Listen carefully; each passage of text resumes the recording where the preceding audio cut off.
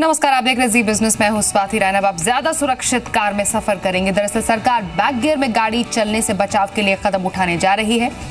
सरकार जल्द ही सभी नई गाड़ियों में रियर व्यू सेंसर जरूरी करने की तैयारी में है। इस बारे में ट्रांसपोर्ट मंत्रालय जल्द ही नोटिफिकेशन भी जारी करेगा। इसके अलावा गाड़ियों में स्पीड वार्निंग सिस्टम, एयरबैग्स भी जरूरी किए जाएंगे। देश में कार ड्राइविंग को और ज्यादा सुरक्षित बनाने के लिए सरकार सख्त कदम उठाने जा रही है। अक्टूबर 2018 से कारों में रियर सेंसर्स, वार्निंग बीप्स और सीट बेल्ट अलार्म लगाना जरूरी हो जाएगा। प्रस्तावों के मुताबिक जब आपकी कार 60 किलोमीटर की रफ्तार को पार करेगी तो कुछ सेकंड में बीप सुनाई देगी। अगर आपकी कार 80 किलोमीटर की स्पीड को पार करेगी तो छोटी आवाज वाली लगातार बीप सुनाई देगी और जैसे ही कार की स्पीड 90 को पार करेगी ड्राइवर को लगातार बीप की आवाज सुनाई देनी शुरू हो जाएगी। दरअसल अभी गाड़ियों के रियर व्यू मिरर देखकर बैक किया जाता है, लेकिन इससे ना तो पीछे की छोटी चीजें ठीक से दिखाई पड़ती हैं और ना ही दूरी का सही अंदाजा लग पाता है। रियर व्यू सेंसर से ये समस्याएं दूर हो जाएंगी। इसे जरूरी बनाने के लिए रोड ट्रांसपोर्ट मंत्रालय जल्द ही अधिसूचना जारी करेगा। यूरोप और अमेरिका जैसे देशों में ये फीचर काफी पहले से जरूरी किए जा चुके हैं, लेकिन अतिरिक्त फीचर से कारों की कीमत बढ़ जाएगी। जानकारों का कहना है कि कारें 20 से 60 हजार रुपए तक महंगी हो जाएंगी। हालांकि रोड ट्रांसपोर्ट मंत्रालय के अधिकारियों ने कारों के दाम में भारी बढ़ोतरी की आशंका को खारिज करते हुए कहा है कि दाम बढ़ेंगे जो काफी मामूली होंगे। लेकिन देश में सड़क हादसों पर नजर डालें तो सेफ्टी फीचर्स पर यह खर्च काफी छोटा है। पिछले दिनों दिल्ली में एक स्कूल बस को बैक करते वक्त बच्चे की मौत के बाद रियर व्यू सेंसर की शिद्दत से जरूरत महसूस की गई। टू व्हीलर्स से सबसे ज्यादा एक्सीडेंट को देखते हुए सरकार ने अप्रैल 2019 से सभी नए टू व्हीलर्स में एंट्री लॉक ब्रेकिंग सिस्टम यानी एबीएस को पहले ही जरूरी कर दिया है। इससे पहले अक्टूबर 2018 से गाड़ियों की फिटनेस जांच ऑटोमेटिक तरीके से होने लगेगी। रोड ट्रांसपोर्ट मंत्रालय के मुताबिक देश में हर साल 50,000 रोड एक्सीडेंट होते हैं, जिनमें किसी न किसी की जान चली जाती है। 2015 में सड़क हादसों में 1,40,000 लोगों की जान गई थी। अब नए फीचर्स लागू होने से उम्मीद की जानी चाहिए कि इन पर लगाम लगेगी।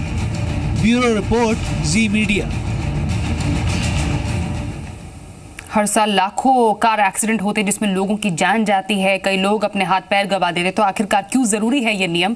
और इस नियम के तहत अक्टूबर 2018 से हर कार में एयरबैग जरूरी कर दिया जाएगा, जिससे कार चालक और उसके साथ जो बैठा है सामने वाली सीट पर वो सुरक्षित रह पाए। एंटी लॉक ब्रेकिंग सिस्टम यानी एबीएस भी जरूरी किया गया है। इस सेफ्टी नियम में बहुत ज्यादा इंपॉर्टेंट माना गया है। स्पीड वार्निंग सिस्टम के बिना काम नहीं चलेगा, ऐसा सख्त नियम के तौर पर कहा गया है। निर्धारित स्पीड से ज्यादा गाड़ी ना चले, इसे सुनिश्चित किया जाएगा। क्रैश टेस्ट 64 किलोमीटर प्रति घंटे की स्पीड पर किया जाएगा। इसके साथ ही जो साइड क्रैश टेस्ट होता है वो 50 किलोमीटर प्रति घंटे की स्पीड पर होगा।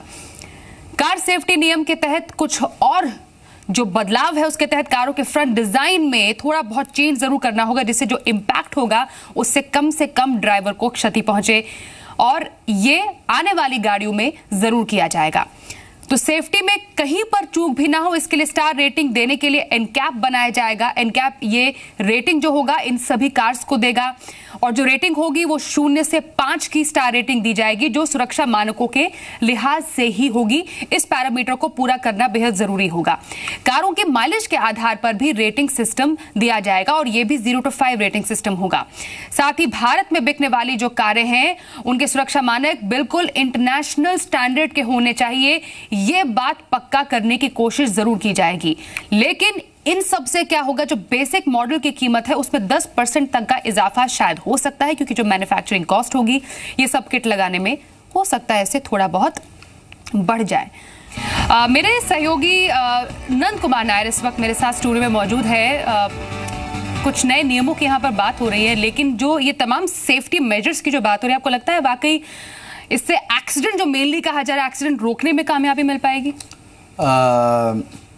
स्वाति, ये जितनी भी चीज़ों की बात कर रहे हैं, सेफ्टी नियम्स की हम बात कर रहे हैं, इस वक्त चाहे सरकार हो या चाहे मैन्युफैक्चरर्स हो, सभी इसमें एकजुट होकर काम कर रहे हैं और 360 डिग्री अप्रोच है जिसका इस वक्त इस्तेमाल किया जा रहा है। यानी कि सबसे पहले क्या जरूरी है? सबसे पहले कड़े नियम जरूरी है, जिसकी तरफ सरकार ने काम किया है। कई सारे नियमों में बदलाव आपको आने वाले समय में देखने को मिलेंगे। बड़े हेफ्टी फाइन्स लगाए जाएंगे।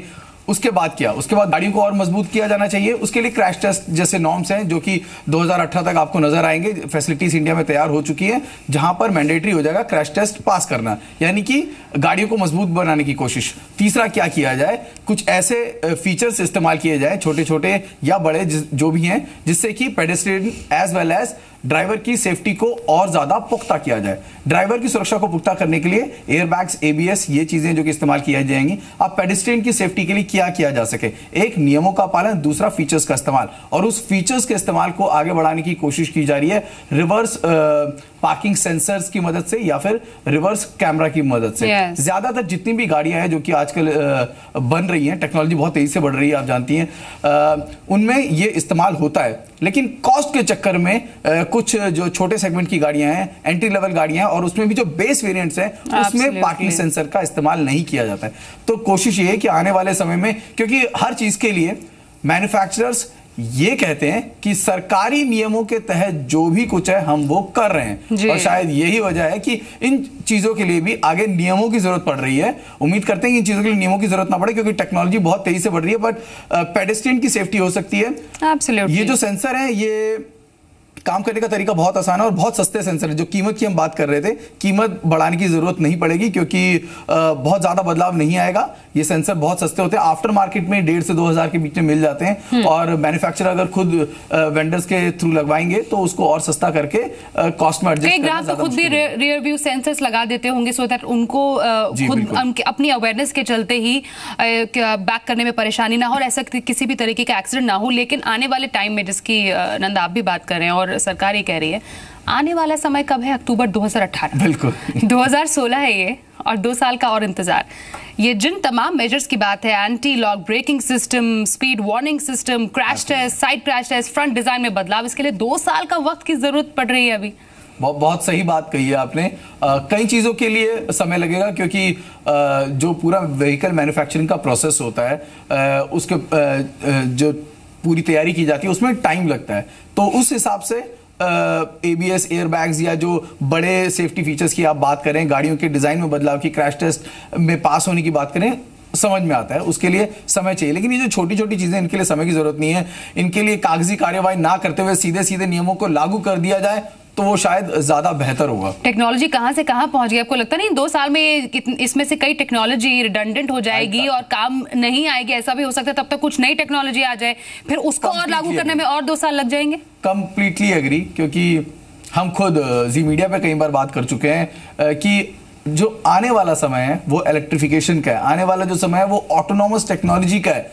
और जब हम ऑटोनॉमस टेक्नोलॉजी की बात करें, 360 डिग्री कैमरास को उसमें वैसे ही इस्तेमाल होता है। ड्राइवरलेस गाड़ियां हैं जिनको हम फ्यूचर में देख रहे हैं, तो उन की अगर हम बात करें, उन पैमानों की बात करें, तो दीज थिंग्स आर नथिंग। क्योंकि 2-3 साल पहले आप ले लीजिए, हम गाड़ियों में सीडीज का तक इस्तेमाल करते थे। अब शायद ही कोई गाड़ी है जो कि सीडी प्लेयर के साथ आती है, किसी में भी इस्तेमाल नहीं होती।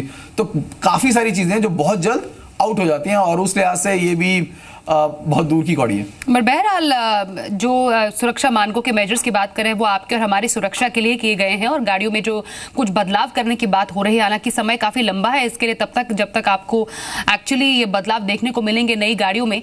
लेकिन ऑलरेडी ये समझना मैं चाहूंगी नंद कि जो ऑलरेडी गाड़ियां अभी इस्तेमाल की जा रही है, जैसे एंट्री लेवल गाड़ियों में, छोटी गाड़ियों में भी एयरबैग्स की सुविधा नहीं है, इसको अनिवार्य किया जाएगा। 2018 तक अगर हम सुरक्षा की बात करें, तो ये जो एक 2 साल का जो एक वैक्यूम इसके तहत क्रिएट हो रहा है, इस 2 साल के पीरियड में क्या कुछ किया जाना चाहिए?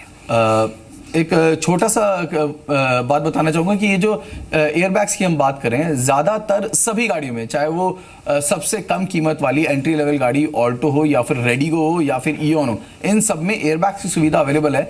लेकिन ये एयरबैग्स की सुविधा जो है वो ज्यादातर ड्राइवर को ही दी गई है, पैसेंजर के लिए ये सुविधा मौजूद नहीं है। उसके अलावा बेस वेरिएंट्स में ये सुविधा मौजूद नहीं है, कीमत का लिहाज रखते हुए, क्योंकि हमारे जो कंज्यूमर हैं उनकी भी गलती कह सकते हैं कि वो अपनी सेफ्टी का ज्यादा ख्याल नहीं रखते हैं, एजुकेशन की कमी कह सकते हैं, वो एयरबैग्स को जरूरी नहीं मानते हैं और वो उन गाड़ियों को ज्यादा चूज करते हैं जिनमें एयरबैग्स की जरूरत नहीं है। और यही जो साथी आपने बात कही, समय की जरूरत है, और ये चीजों में बदलाव के लिए सरकार ने 1 साल का 1.5 साल का समय दिया है कि ये बदलाव किए जा सके। लेकिन सबसे जरूरी चीज जो की जा सकती है वो ये कि मैन्युफैक्चरर्स खुद आगे बढ़े, सरकार का इंतजार ना करें। जिन जिन टेक्नोलॉजीज की जरूरत है उन टेक्नोलॉजीज, क्योंकि यहां पर वो गाड़ियां बनाई जाती हैं जो कि बाहर एक्सपोर्ट की जाती हैं। जब उन गाड़ियों को बाहर एक्सपोर्ट किया जा सकता है पूरे स्टैंडर्ड के साथ, सेफ्टी नॉर्म्स के साथ, तो भारत में भी उन्हीं गाड़ियों को क्यों नहीं उतारा जा सकता,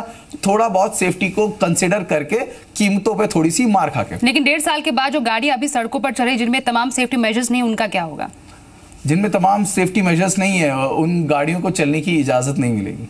तो अभी जो आपके पास गाड़ियां, हो सकता है कि 1.5 साल के बाद वो आप सड़क पर ना चला पाए अगर आपकी गाड़ी में एयरबैग नहीं है या फिर रियर व्यू सेंसर नहीं, ऐसा है क्या? नहीं, ऐसा कुछ नहीं है, क्योंकि जैसे कि मैंने कहा कि बहुत छोटी छोटी चीजें जो कि आप आफ्टर मार्केट में भी लगा सकते हैं जो आपकी सेफ्टी के लिए। और जब भी कोई नोटिफिकेशन आता है, जब भी किसी भी लॉ में चेंज किया जाता है, तो उसके बाद से पीरियड है जिसका इस्तेमाल किया जाता है, यानी कि पीछे जो कुछ भी हुआ उसका कोई भी असर 2018 के बाद नहीं देखने को। और मैन्युफैक्चरिंग कॉस्ट एक पर्टिकुलर गाड़ी की कब तक 10% तक कह रहे हैं उसका इजाफा हो सकता है, मतलब गाड़ियों को खरीदने के लिए पैसा भी ज्यादा करना पड़ेगा क्या? इस बात से शायद मैं इत्तेफाक नहीं रखूंगा, कीमतों में ज्यादा बदलाव नहीं आएगा, क्योंकि जो सेंसर की हम बात करें वो सेंसर 2,500 से 1,500 रुपए में आफ्टर मार्केट में मिल जाता है। ऐसे ही सिग्नल वार्निंग की जो हम बात करें, जो कि स्पीड अगर आपकी एक लिमिट से ऊपर हो जाती है, उन सेंसर्स की हम बात करें तो वो सेंसर भी 1,500 से 2,000 रुपए के बीच में आफ्टर मार्केट में मिल जाते हैं। 5-6 रुपए का खर्चा है, जो कि कोई बहुत बड़ा खर्चा नहीं है। और ये जिन सेंसर की बात करें वो अभी भी ज्यादातर गाड़ियों में फिटमेंट आती है, तो महिंद्रा की गाड़ियों में ज्यादातर चीजें आपको देखने को मिलेंगी, स्पीड वार्निंग आपको देखने को मिलेगी। तो सिर्फ इनकलकेट करने की बात है, आगे बढ़ाने की बात है। अगर कंज्यूमर इन चीजों की मांग करेंगे तो यकीन मानिए मैन्युफैक्चरर्स इन सभी चीजों को देंगे। कहीं ना कहीं कंज्यूमर की गलती है कि वो इन चीजों की डिमांड नहीं करते हैं, एजुकेशन की कमी आप कह सकते हैं। होपफुली, और हमारे शायद इस छोटी सी डिस्कशन के बाद कंज्यूमर्स में काफी हद तक अवेयरनेस आ गई होगी और उनके लिए जानना बेहद जरूरी हो जाएगा कि ये कुछ छोटे छोटे सेफ्टी मेजर्स है वो ना सिर्फ आपके लिए बल्कि सड़क पर चल रहे लोगों के लिए भी कितने इंपॉर्टेंट है। Thank you so much Nand Kumar Nair हमारे साथ इस सेगमेंट में जुड़ने के लिए।